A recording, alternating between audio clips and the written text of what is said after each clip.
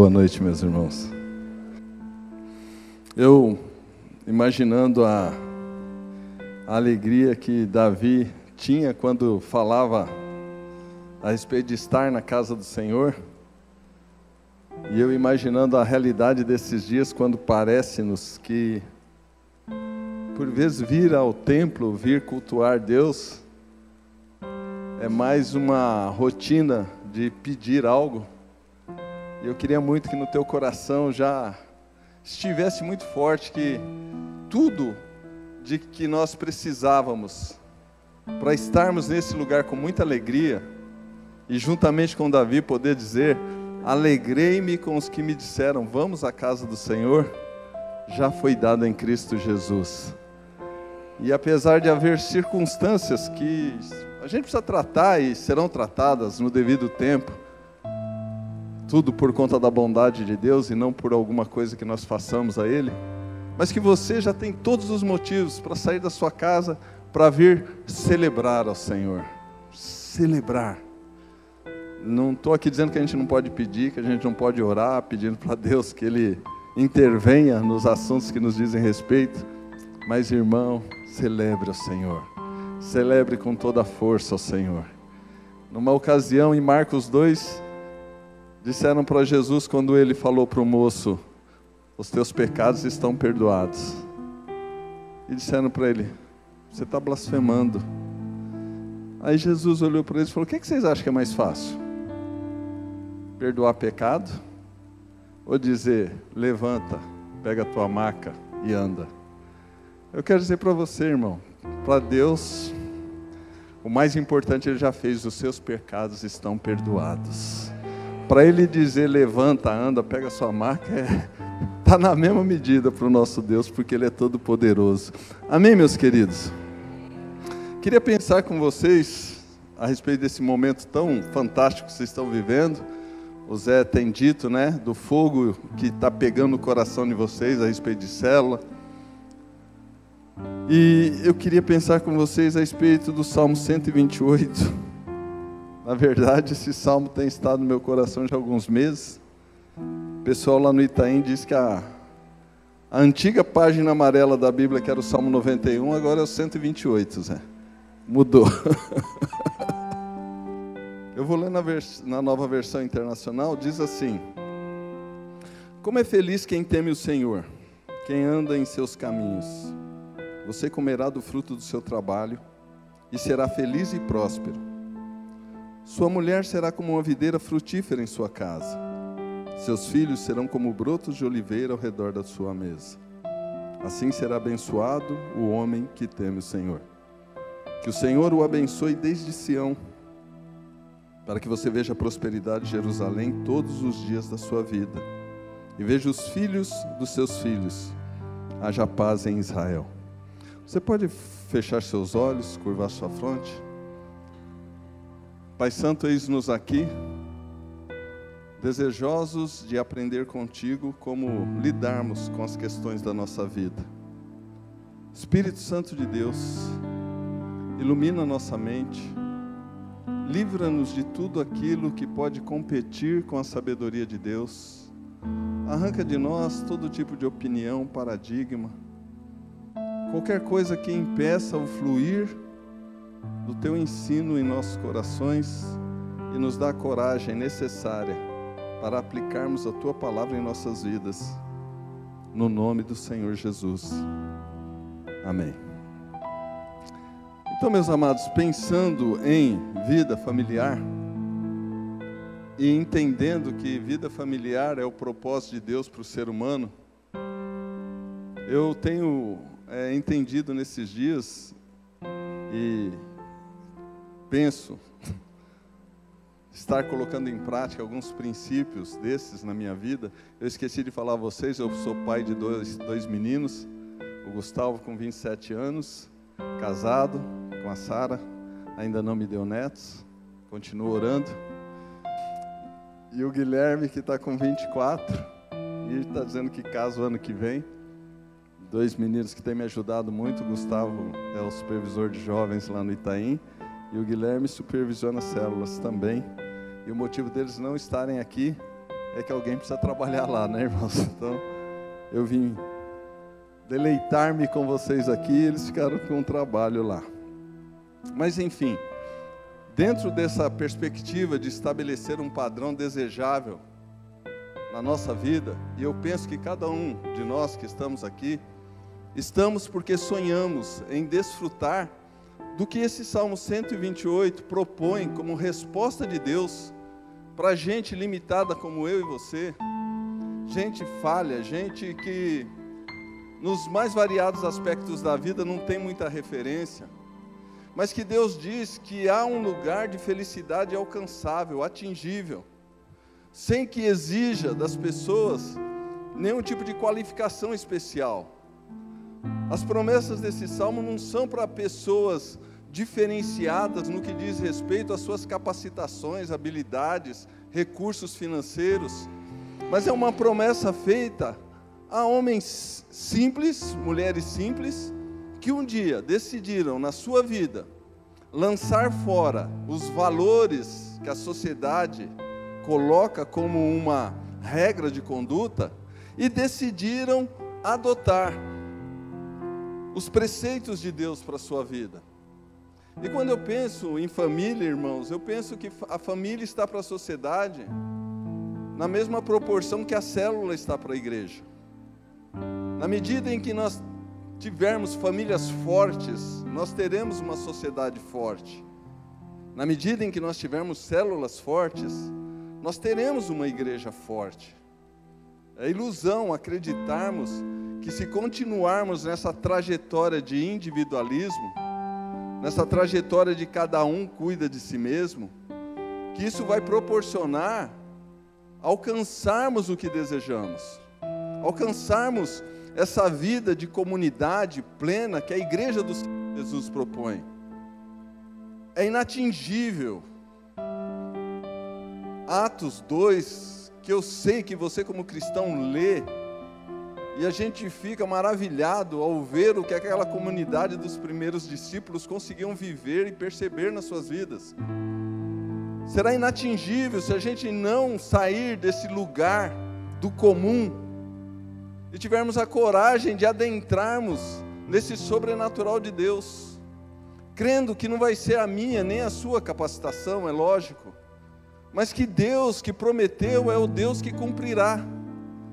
Na medida exata em que eu e você nos apropriarmos dessas verdades, e muito mais do que termos um conhecimento intelectual disso, que a gente tenha a disposição de viver isso.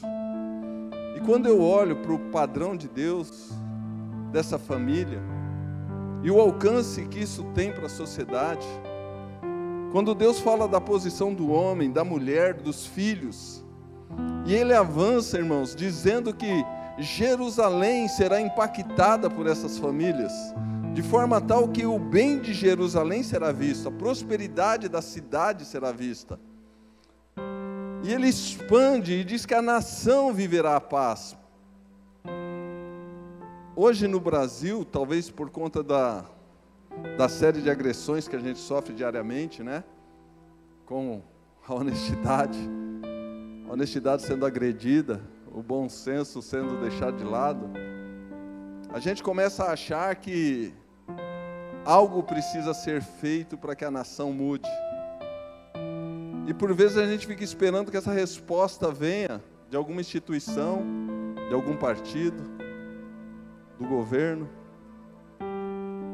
E a verdade é que essa resposta virá de nós, de cada brasileiro, de cada ser, de cada pessoa que acredita que pode se tornar uma pessoa melhor. Notem, eu não estou propondo aqui loucura e você dizer, então você quer dizer que se a gente aqui se posicionar, o Brasil muda. Não, não é tão simples assim.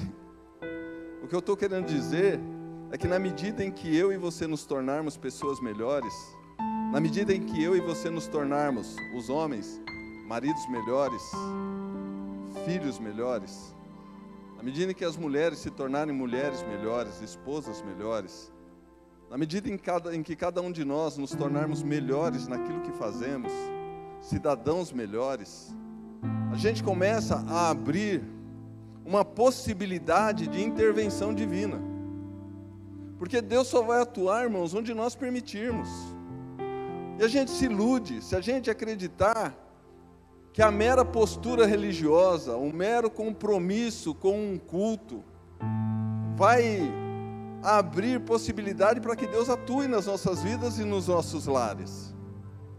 Deus espera e deseja que eu e você, com as nossas atitudes e posicionamentos, atraiamos a presença de Deus para dentro dos nossos lares. E eu temo, irmãos, que nós nesses dias estejamos vivendo uma cultura religiosa, talvez parecida com a que aqueles homens viviam nos dias de Jesus, onde o Senhor estava do lado deles, o Senhor andava perto deles, o Senhor falava com eles, mas eles continuavam fechados para o Senhor. Eles continuavam obstinados nos seus pensamentos. Eles continuavam com as suas opiniões e não abriam mão disso. O próprio Deus estava falando com eles. E eles, por conta dos seus traumas, frustrações, da sua história de vida, eles se fecharam e não permitiram que Deus atuasse nas suas vidas. E eu temo, irmãos, que nós, nesses dias, mesmo estando tão bem intencionados, eu sei que você deseja o melhor para a sua casa, eu sei que você deseja uma visitação de Deus especial, diferenciada na tua vida, mas eu temo que talvez nós estejamos como aqueles homens, fechando portas para que o Senhor atue. E a gente vai fechando portas à medida em que nossas ações não estão alinhadas com os princípios e valores de Deus. Na medida em que nós permitimos que dentro dos nossos lares, na medida em que nós permitimos que os nossos filhos, na medida em que nós permitimos que as nossas ações como profissionais fujam do padrão que Deus estabeleceu, e a gente ceda para o jeitinho, para o conchavo, para a propina, para o que eu posso fazer, é todo mundo assim, todo mundo faz. E a grande maior preocupação é que quando nós tomamos esse tipo de posicionamento, e é lógico que quem escolhe tomar, pode tomar, mas literalmente Deus diz, então eu estou fora. A Bíblia nos recomenda confiarmos no Senhor, descansarmos nele, e Ele fará.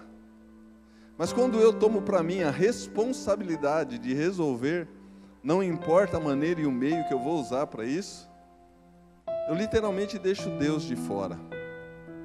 E hoje, irmãos, eu queria muito que o Senhor permitisse que eu e você entendêssemos que apesar de a maioria de nós não termos tido referência desse negócio de família, e eu não estou aqui querendo criticar seus pais, mas eu penso que poucos de nós, talvez nenhum de nós aqui, tivemos a grande e maravilhosa experiência de ter pais que nos ensinaram o que é ser família. Porque o diabo vem trabalhando ao longo dos séculos para destruir a família, e cada vez mais, menos pessoas sabem o que é viver família, menos pessoas sabem qual é o propósito do casamento, menos pessoas sabem como educar os filhos, menos pessoas chegam ao casamento sabendo como gerenciar sua vida financeira, porque os pais não sabem, logo, não sabendo, não podem ensinar. E a maioria dos casamentos começam a viver crises profundas, porque aquilo que Deus pretendia que os pais transmitissem aos filhos, desde Deuteronômio 6, quando ele diz que deveria ensinar andando, assentado, deitado, passando para os filhos tudo aquilo que Deus havia deixado para que fosse transmitido de geração em geração. Eu me coloco nesse grupo de pessoas que não tive referência familiar. Meu pai e minha mãe viveram juntos até outubro de 2016, quando minha mãe foi recolhida ao Senhor. Eu não estou dizendo disso, eu ainda vivi um modelo de família dos tempos antigos, né? Pai e mamãe tiveram lá seus 5 filhos, criaram os 5 filhos com bastante dificuldade, mas estamos aqui, os 5 estão vivos. Teve a Marlene, que morreu quando tinha 1 ano de idade, era a segunda. Mas, o que eu quero dizer para vocês, que a despeito do meu pai ser um homem muito trabalhador, era um funcionário de metalúrgica, sempre foi, durante a sua vida. Na aposentadoria passou a ser taxista, para poder complementar a renda, né? Os aposentados sabem do que eu estou falando. Mas ele não conseguiu transmitir para mim como referência como ser um marido amoroso, como ser um pai que tinha coragem de confrontar filhos, como ser um pai que não transferia a responsabilidade da correção para a mãe, como ser um pai que sabia administrar finanças e ensinou os filhos a fazerem isso. Por conta da limitação dele, porque ele não havia recebido meu avô, o seu José Damião Filho não recebeu do senhor José Damião essas orientações.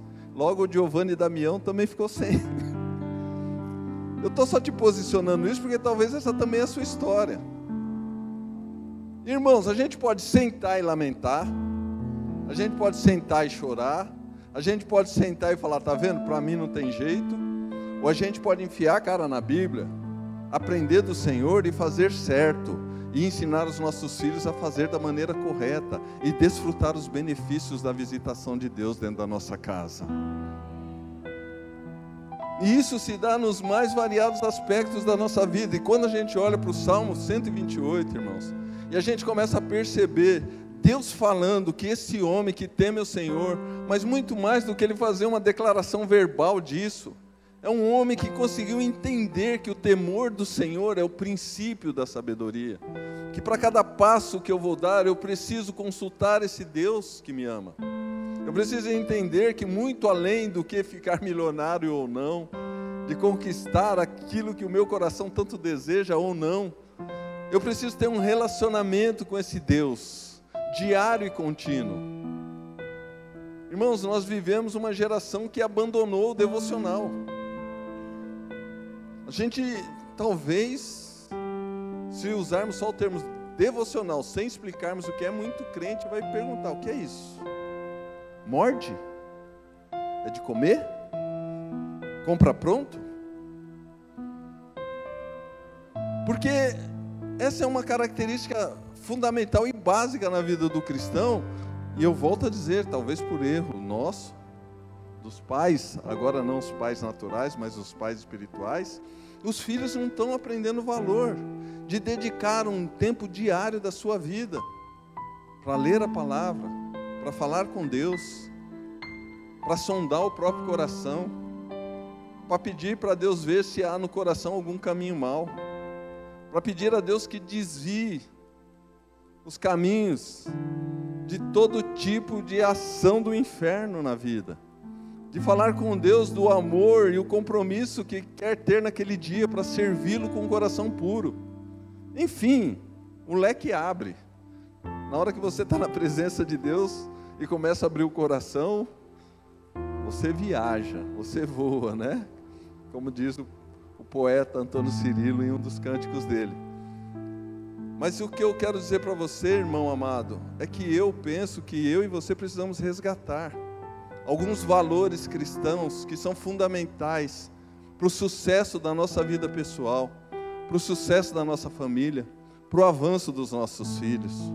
E um deles é ter tempo diário com Deus, é não negociar tempo com Deus.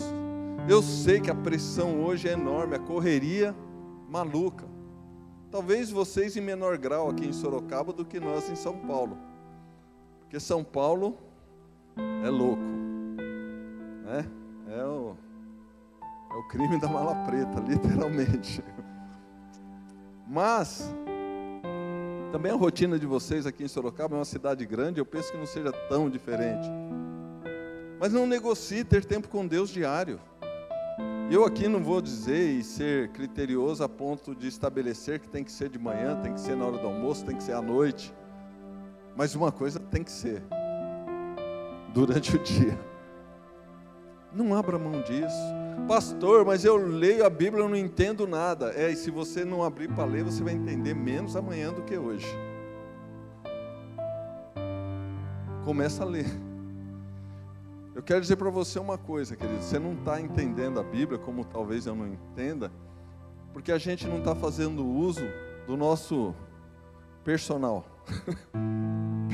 Nem sei como é que eu poderia usar, mas é personal alguma coisa. Hoje é tempo dos personal, né? Para tudo tem um personal do lado, né? Que vai ajudar. Deus enviou o Espírito Santo para te ajudar a entender a Bíblia, e Ele quer estar do teu lado diariamente. E se você pedir, falar, Espírito Santo de Deus, estou lendo aqui, não entendo, ilumina minha mente, me dá a revelação disso aqui que eu estou lendo. Ele está à tua disposição 24 horas por dia. Ele é o Consolador, Ele é o Paracleto, Ele veio para te ensinar, Ele veio para te ajudar, cada um de nós. Quantos aqui têm convicção que já nasceram de novo, que são filhos do Deus Altíssimo? Você é templo do Espírito Santo, Ele habita em você, e Ele quer te ajudar. A função dele foi essa, para nos guiar em toda a verdade. E irmãos, a verdade está aqui. A palavra de Deus é a verdade, porque Jesus é a palavra. E Ele disse, eu sou o caminho, a verdade e a vida. Além disso, a gente precisa resgatar o tempo da família sentar junto e falar da palavra de Deus, orar junto, falar das inquietações do nosso coração, filhos abrirem o coração num ambiente de amor com os pais poderem olhar nos olhos dos filhos e entenderem o que está acontecendo, o que está se passando. Irmãos, nós estamos vivendo dias onde os pais têm surpresas com os filhos, e a surpresa vem porque não andou junto, porque não conhecia, porque não sabia dos desafios, das inquietações, permitiu que alguém com intenções nocivas se aproximasse dos filhos, das filhas, e introduzisse conceitos que fazem com que as pessoas percam a pouca referência que tinham. E eu e você precisamos resgatar esse tempo. Giovanni, você não sabe da minha realidade. Se eu chegar em casa falando que nós vamos ter tempo com Deus, as pessoas vão rir da minha cara. Vá você para o seu quarto. Vá você para o seu quarto. Se fecha lá. Fala com Deus. Pai, chama a tua família. E se eu chamar meus filhos, vão dizer para mim ir caçar sapo, que eu não sei o que eu estou fazendo. Continua chamando. Chega lá e fala, olha, filhos, a partir de hoje o pai vai sentar aqui, toda quarta-feira, sei lá, estou chutando um dia, toda quarta-feira às 8 horas o pai vai sentar aqui na sala, nós vamos ler a Bíblia e vamos orar. Se você der o passo, Deus vai honrar a tua atitude, irmão. Marido e mulher, peguem nas mãos um do outro e orem juntos. Põe lá diante do altar de Deus o que está pegando, o que está difícil, o que precisa de solução, os alvos, os objetivos, o desejo de cumprir o propósito. Dá a mão um para o outro, olha no olho. Irmãos, nós estamos vendo um dia que marido e mulher não conseguem olhar no olho um do outro. Sabe, olhar na bolinha preta do olho lá dentro. Não é aquela olhadinha de 10 segundos e desvia.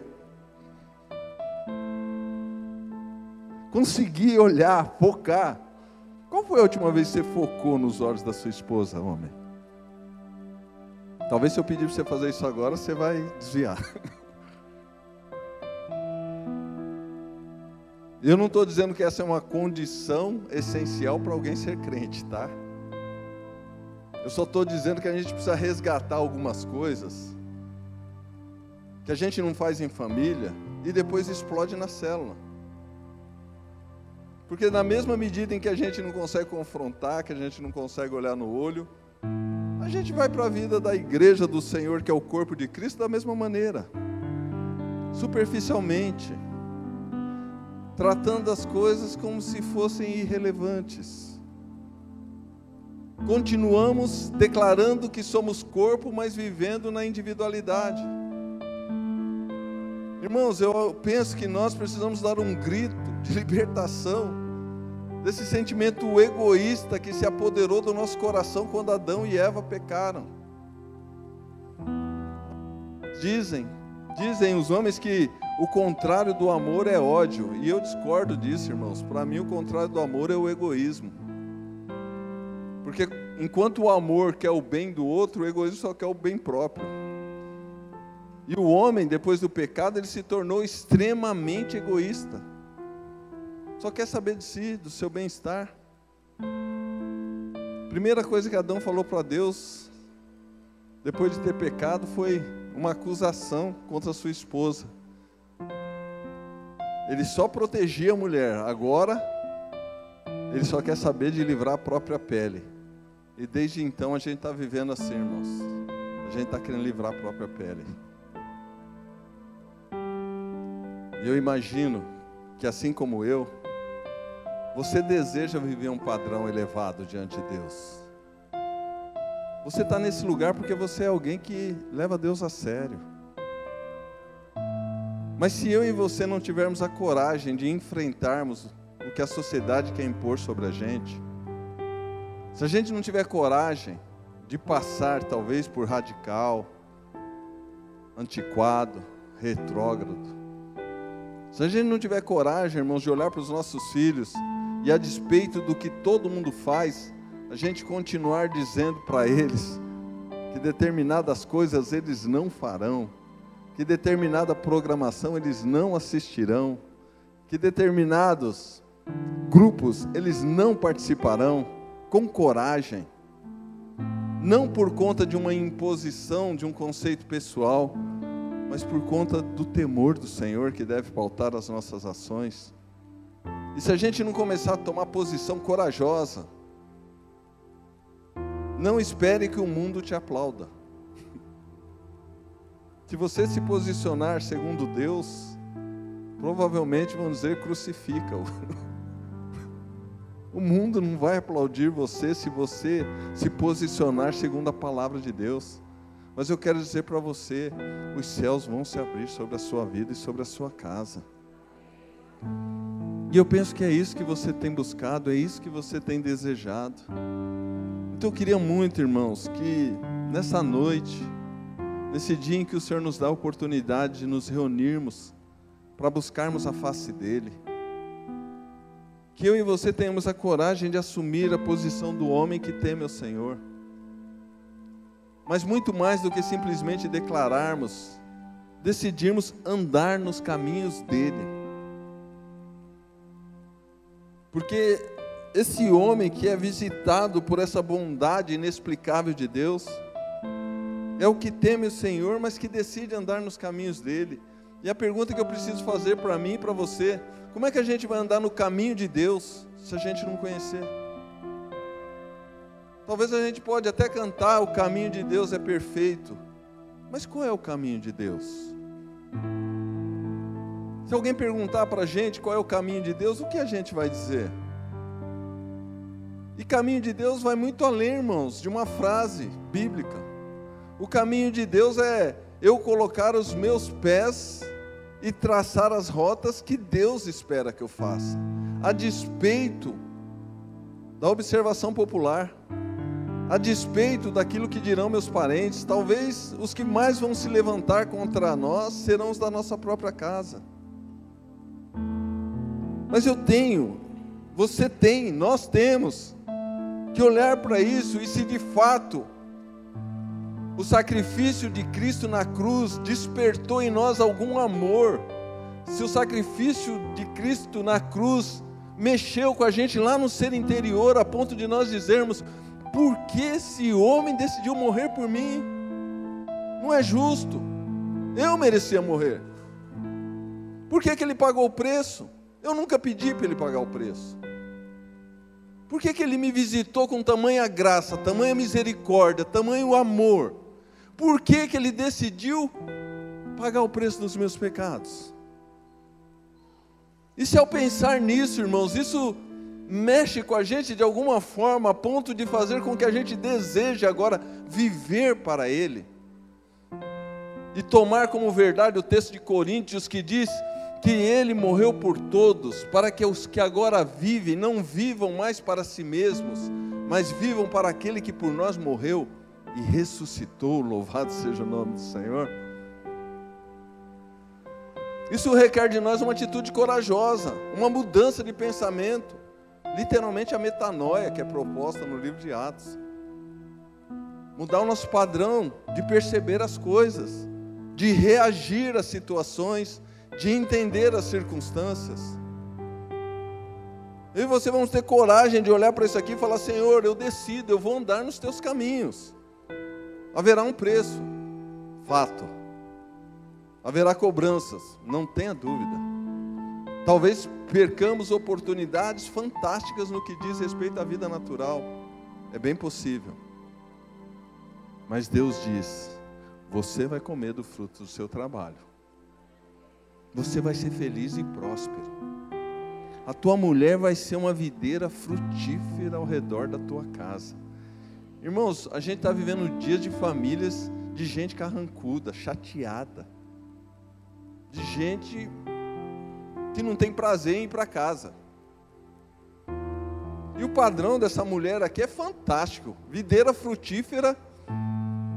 Imagina, irmãos, a Bíblia fala do pão e do trigo como alimento para o corpo, e o vinho, o alimento que satisfaz a alma, que traz a alegria, que traz realização e satisfação.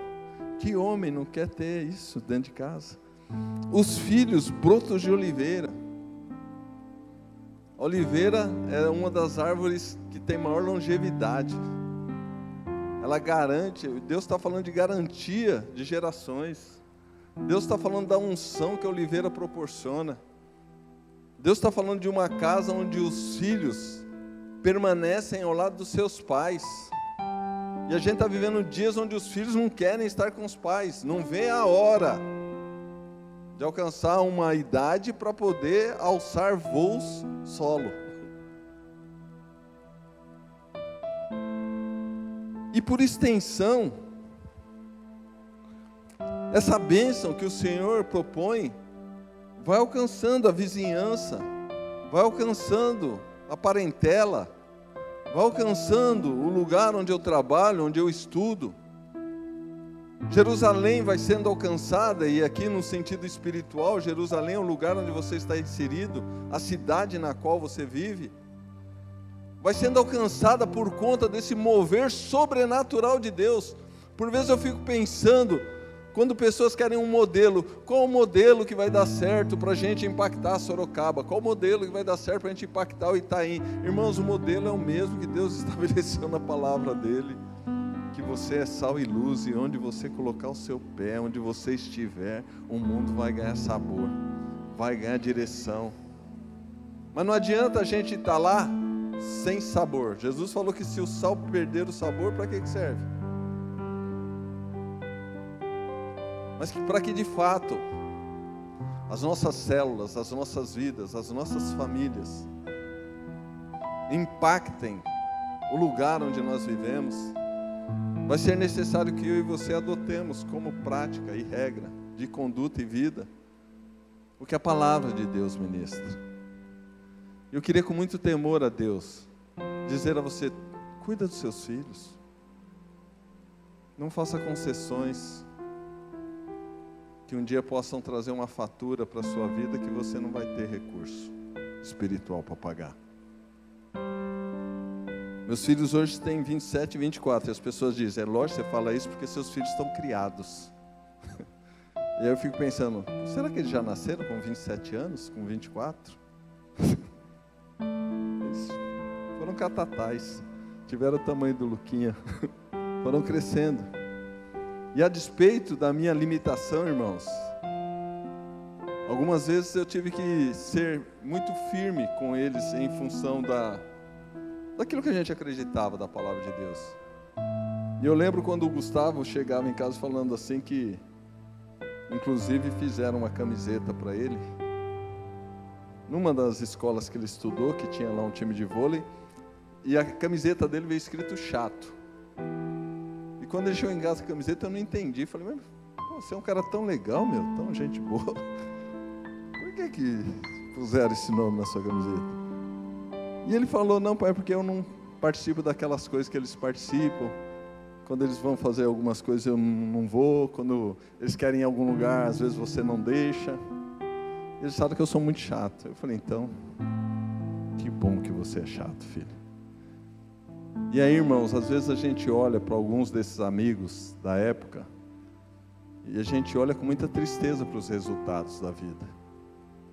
De famílias destruídas, de moços que não avançaram, que tinham potencial para chegar a lugares altos, mas porque no momento da vida cederam à pressão da sociedade, cederam para aquilo que disseram para eles que era mais legal, que era melhor do que servir ao Senhor.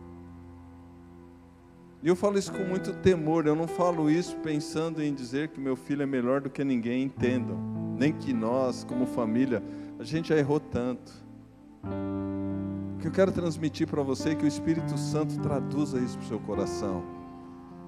É que é tempo de nós nos posicionarmos em Deus, sairmos da esfera do místico, sairmos dessa esfera da religiosidade sem fundamento bíblico, enveredarmos por um papel de aceitação de que eu e você podemos mudar os rumos da nossa casa, de sairmos da condição de reféns do sistema e começarmos a definir os passos que vamos dar. Deus deu a você um privilégio fantástico, irmão, assim como deu a mim, de vir habitar em nós. E tudo é possível ao que crê, diz a palavra de Deus.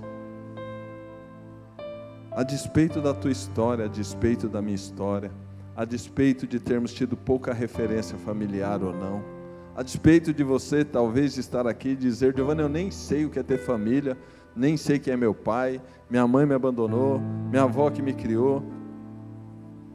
Eu quero dizer para você que o Senhor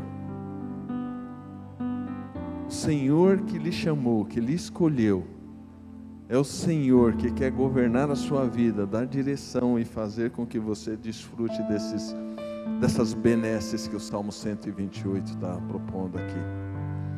Porque se a gente continuar refém da nossa história, irmãos, provavelmente a gente vai reproduzir isso na vida dos nossos filhos. Provavelmente se a gente continuar vivendo refém da história de não ter tido referência familiar, provavelmente a gente nem família vai querer ter.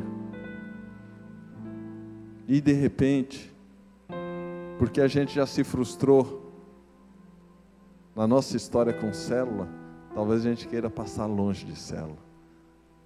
E qual é o problema disso tudo, Giovanni? É que a gente se afasta do propósito de Deus para a vida da gente. É que a gente deixa de fazer o que Deus chamou a gente para fazer.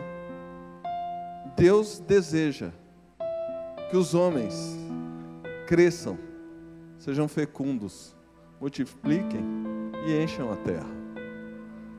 Isso através da família, no que diz respeito ao mundo natural, e isso através da igreja do Senhor, no que diz respeito ao mundo espiritual. E a estratégia de Deus para a sociedade ser forte, são famílias fortes. A estratégia de Deus para igrejas fortes, são células fortes. Que Deus nos ajude, irmãos, porque a nossa igreja nunca será mais forte do que as nossas famílias. As nossas famílias precisam se fortalecer em Deus. E eu queria, com muito temor a Deus, pedir que você fechasse os seus olhos, inclinasse a sua cabeça e pedisse ao Espírito Santo que falasse com você. Como tem sido a sua jornada? Como você tem se posicionado até hoje em relação ao temor do Senhor? Quando você precisa decidir quem é a tua referência, quando você precisa fechar um negócio, quem é a tua referência? Quando você precisa tratar um assunto com seu filho, talvez um assunto difícil, que seria melhor ir comer um lanche, passear, mas você sabe que não, você tem que sentar, olhar no olho e tratar. Quem é a sua referência? Marido, quando você se sente seduzido, quando os seus olhos são atraídos? Quem tem sido a sua referência? Mulher, filho. Ô Giovanni, mas é muito cafona filho ficar obedecendo o pai hoje em dia. Os amigos tiram barato. Eu sei. Meu irmão, servo mor da família que Deus te confiou. Como você tem tratado tua esposa e teus filhos? É tempo de ajustarmos nossos rumos, irmãos. Como diz o apóstolo Pedro, que tipo de pessoas não devemos ser nós, o que recebemos o Espírito, quando vemos que o dia se aproxima? Deus não chega tarde. E se hoje foi o dia que Deus escolheu para chegar até você através daquilo que Ele colocou no meu coração, é tempo de dizer sim, Senhor, eu aceito, eu quero, Senhor. Eu sei que eu vou sair daqui, e talvez você vai dizer, eu sei que eu vou sair daqui animado, empolgado, como tantas outras vezes, mas vai vir a segunda, vai vir a terça, e talvez eu vá perdendo gás, mas eu vou encontrar alguém que vai me ajudar, Senhor. E é para isso que o discipulado serve, é para isso que o discipulado tem tanta força. Um ao outro ajuda, um ao outro levanta, um ao outro fortalece. Eu e você precisamos, irmãos. Deus nos criou com essa necessidade de retornarmos ao lugar da submissão, da obediência, da orientação de Deus. E se a gente insistir em viver do nosso jeito, o triste é que a gente vai chegar lá no final, vai olhar para o fruto e vai dizer, puxa, podia ter sido tão melhor. Deus quer que nós desfrutemos de dias de paz, de realização, de satisfação. O diabo está querendo nos enganar, dizendo que nós podemos alcançar isso por outra via, de outra maneira. Mas eu quero dizer a você com muito temor, só em Deus, só em Deus, e a um coração quebrantado e contrito, Deus não despreza. Permita que o Espírito Santo sonde o teu coração. Permita que Ele lhe mostre as áreas da sua vida onde você tem negligenciado a palavra de Deus. E à medida em que Ele for ministrando ao teu coração, vá falando com Ele e assumindo um compromisso de permitir que Ele faça as mudanças necessárias, de não resistir. O apóstolo Paulo nos ensina, irmãos, que nós não podemos resistir ao Espírito Santo, porque senão ele se extingue, ele se apaga. Se hoje ouvirdes a voz do Senhor seu Deus, não resistais como foram os irmãos nos dias das águas de Meribá.